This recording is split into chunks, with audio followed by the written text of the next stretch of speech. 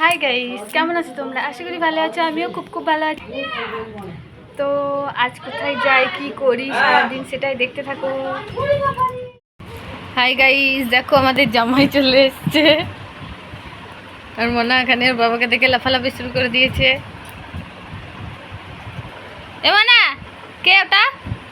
বাবা। কার বাবা?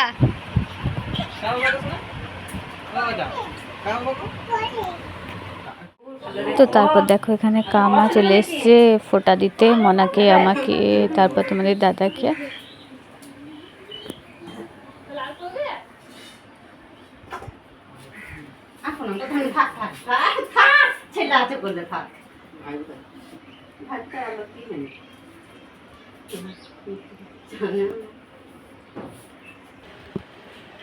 তারপর কামার হয়ে গেছে, তারপর মা চলে এসেছে তোমাদের দাদাকে ফোঁটা দিতে। আর প্রচণ্ড গরম ছিল। তো এখানে দেখো খাবারের প্লেটগুলো সব সাজিয়ে দিয়েছে এবং ফোঁটা দেওয়া হয়ে গেছে। তারপর ঠাকুরের যেটা পুজো দিয়েছিল সেই প্রসাদটা নিতে বললো তোমাদের দাদাকে। তো সেই প্রসাদটা তুলে নিয়ে খেয়ে নিল একটু। তো তারপর এখানে ও খাচ্ছে আর প্রচণ্ড গরম করছে, তো তাই বোনকে বলছিল যে একটু হাওয়া করো। তো এখানে মা বোনকে ফোঁটা দিচ্ছে। তো তারপর বোনকে ফোঁটা দেওয়ার পর মা আমাকে ফোঁটা দেবে। তো বোনকে বললাম ক্যামেরাটা ঘুরিয়ে একটু দেখা, তো ক্যামেরাটা ঘুরিয়ে দেখাচ্ছিল। তারপর আমাকে ফোঁটা দিয়ে দিল। এবার তোমাদের দাদা খেতে আরম্ভ করে দিয়েছে। তো আর এখানে দেখো বোন হাওয়া করছে, কার প্রচণ্ড গরম ছিল। আর বাইরেটা বারান্দার মধ্যে বসেছিল। হ্যাঁ, ফ্যান আছে কিন্তু ও শালির হাত পাকার হাওয়ায় বসে বসে খাবে, তাই ওকে হাওয়া করতে বলছিল। আর এখানে বসে বসে দেখছি আর হাসছি ওদের কাণ্ড কারখানা। তো তারপর মা বললো মনাকে ফোঁটা দিয়ে দিতে। আর এখানে আমি আমার মেয়েটাকে ফোঁটা দিয়ে একটু আশীর্বাদ করে দিচ্ছিলাম। আর ও দেখো কত সুন্দরভাবে ফোঁটাটা নিল, তাই না, দাঁড়িয়ে দাঁড়িয়ে। তারপর বললাম মা একটু প্রসাদ নাও, কিন্তু ও তো প্রসাদ নেবে না, কারণ খেতে হলে ওর তো যত কষ্ট, তাই সেই কষ্ট থেকে ও সবসময় দূরে থাকে। তার একটা কলাই নিল আমার কাছ থেকে। তো তারপর এখানে মা দিচ্ছে মনাকে ফোঁটা। আর চোখ মুখটা দেখো, চোখ মুখটা দেখেই বোঝা যাবে যে একটা শয়তানি শয়তানি ভাব, সারাদিন শুধু দুষ্টুমি করতে থাকে। তারপর এখানে মায়ের কাছে ফোঁটা নিয়ে মা বলছে একটা পয়সা নেবে নাকি? হ্যাঁ। তারপর দেখো পয়সাটা নিয়ে নিল। আর তারপর ঠাকুমা অনেক কাজ বাজের মানুষ, তো কাজ বাজ সেরে চলে এসছে ফোঁটা দিতে।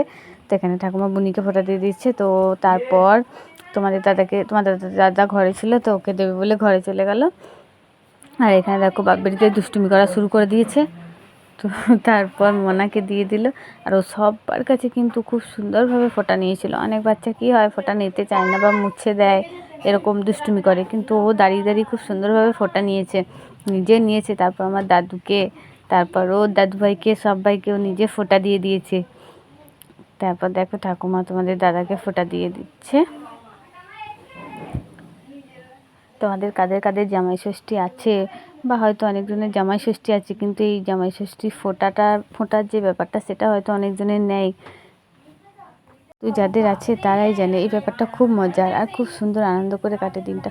আজ ভেবেছিলাম শাড়ি টাড়ি পরবো, অনেক আনন্দ করব, কিন্তু বন্ধুরা আজ শরীরটা অনেকটা খারাপ, তাই বিশ্বাস করো আমার চোখ মুখটা দেখিয়ে অবশ্য বুঝতে পারবে, তাই আর শাড়ি টাড়ি পরতে পারি নাই, ঝিমিয়ে বসেছিলাম। তো তারপর বিকেল হয়ে গেছে, দুপুরে খাওয়া দাওয়াটা ভিডিও আর করতে পারিনি, কারণ শরীরটা খারাপ ছিল, প্রচণ্ড পেট ব্যথা করছিল। তারপর বিকেলবেলা একটু ফুল গাছগুলো দেখছিলাম যে কতগুলো ফুল ফুটেছে। আর মনা তো এখানে এসে দেখো মা ঠাম্মারা সব বসে বসে গল্প করছে। আর ফোনের ফেস দেখালি তো মুখ সবসময় ঘুরিয়ে নেয়, ও কখনো ফেস দেখাতে চায় না। তো তারপর আমি এখানে দাঁড়িয়ে, আর মনাকে যে কোথায় গিয়েছিল সেই সময় মনে নেই, হয়তো অন্য কোথাও কেউ নিয়ে গেছিলো খেলা করতে। তো তারপর দেখো এখানে লাঠি নিয়ে ছাগল মারছে, সবাইকেও মারবে, এখানে দুষ্টুমি করছে, বদমাইশি করছে।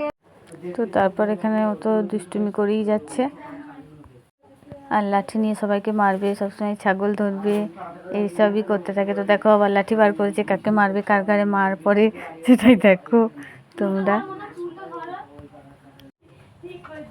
তো ছাগল টাগল কিছু না পেলে মানুষের গাড়ি মেরে দেবে, হয়তো আমাকে, নাহলে বোনকে, নাহলে মাকে পিটিয়ে দেয়। তো এই ভয়ে সারাক্ষণ আমরা থাকি, কিন্তু এই দুষ্টুমিগুলি অবশ্য ভালো লাগে। তো তারপর আমরা চলে গেছিলাম একটু কিছু কেনাকাটা করতে। আর দেখো এখানে এই যে এটার নাম হচ্ছে তাঁতের হাট, তো এখানে আমরা চলে গেছিলাম একটু কেনাকাটা করতে। তারপর এখানে মাদের জন্য শাড়ি টাড়ি কিনে নিয়েছিলাম, আর প্রচণ্ড রোদ ছিল তার জন্য ওড়নাটা জড়িয়ে নিয়েছিলাম। আর মনার জন্য নিয়েছিলাম দুটো গেঞ্জি, কারণ এই গরমে জামাও পরতে চাইছে না, তাই দুটো পাতলা পাতলা গেঞ্জি নিয়েছিলাম। এখানে মাদের জন্য কাপড় কিনে নিয়েছিলাম।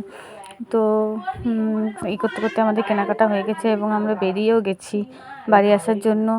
তো এত গরমে ভাবলাম কি ঠান্ডা খাবো, কিন্তু রাস্তায় সেরকম কিছুই দেখতে পাচ্ছিলাম না। তো তারপর দেখলাম একটু সামনে এগিয়ে যাই, দেখি ঠান্ডা ঠান্ডা কিছু কোল্ড ড্রিঙ্কস বা আইসক্রিম কিছু দেখতে পাই নাকি। তো তারপর রওনা দিয়ে দিলাম বাড়ি আসার জন্য। আর রাস্তার ধারে দেখতেও পেয়ে গেলাম একটা আইসক্রিম কাকু আইসক্রিম বিক্রি করছিল। তো তারপর এখানে আইসক্রিম নিয়ে নিলাম। তোমাদের দাদা নিল রাবড়ি, আমি বললাম না আমি রাবড়ি খাবো না। তো তার জন্য আমি নিয়ে নিয়েছিলাম একটা কর্নেটো।